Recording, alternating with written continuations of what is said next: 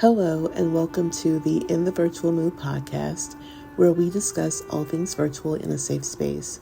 I am your host, Imuna Zamani, and this is episode 2, Why I Left Second Life. For those of you that are not familiar with Second Life, it is, in my opinion, the most successful online multi-avatar platform in the world.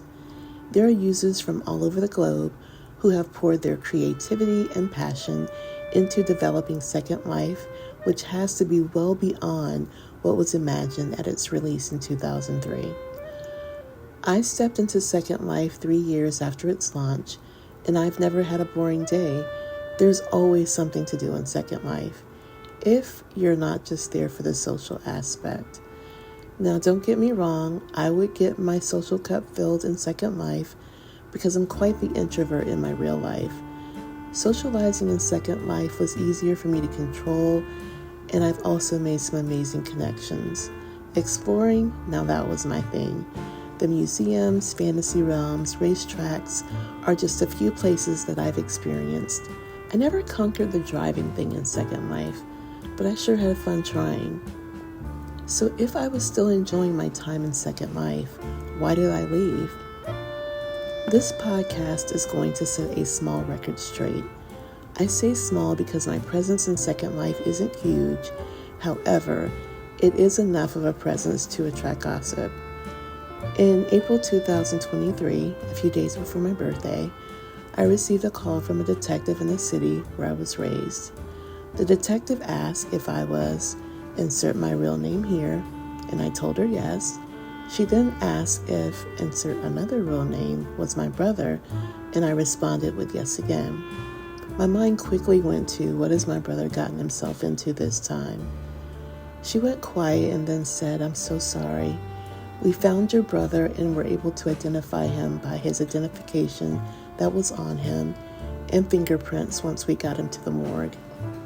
We're still investigating, but we believe that it was an overdose. I'm still not at a place where I can discuss this fully. Just know that I had to be the one to drive to my home city to tell my mother and stepdad that he was gone.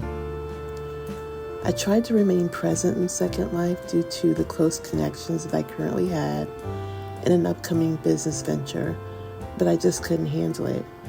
I just needed a break until I could figure out how I was going to accept that my little brother and only sibling was gone.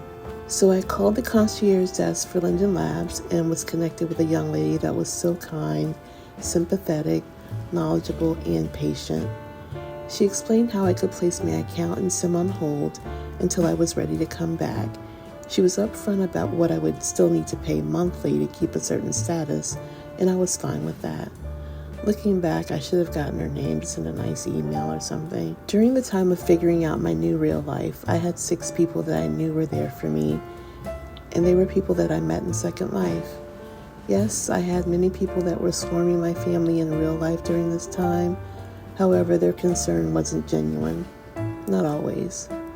So to Euphoria, Siren, Coco, Nereza, Emmy, and Kata, this episode is dedicated to all of you, and I can never repay the love that you showered me with. August 2023 rolls around, and my stepdad gets pneumonia.